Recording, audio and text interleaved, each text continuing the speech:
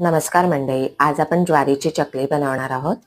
त्यासाठी ज्वारीचं पीठ, तांदळाचं पीठ, हळद, हिंग, मिरची पावडर, चवीनुसार मीठ, तीळ आणि ओवा घालून मिक्स करून घेऊया.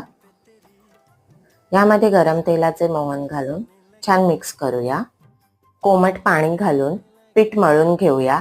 पीठ जास्त घट्ट किंवा जास्त सैलसरही मळायचं नाहीये. 20 मिनिटे झाकून ठेवूया. नंतर मळून घेऊन चकलीच्या भांड्याला तेल लावून घेऊया. त्यामध्ये पीठ घालून चकली करूया. या चकल्या घरी असलेल्या साहित्यामध्ये सहज बनवू शकतो. छान काटेदार चकली तयार झाली आहे. खायलाही खूप टेस्टी लागते ही चकली. तेल गरम करून मीडियम फ्लेमवर चकली तळून घेऊया. तर कशी वाटली आजची रेसिपी नक्कीच सांगा. आणि हो, चॅनलला लाईक, शेअर, सबस्क्राईबही करा. बेल आयकॉनवर क्लिक करायला विसरू नका. थँक्यू.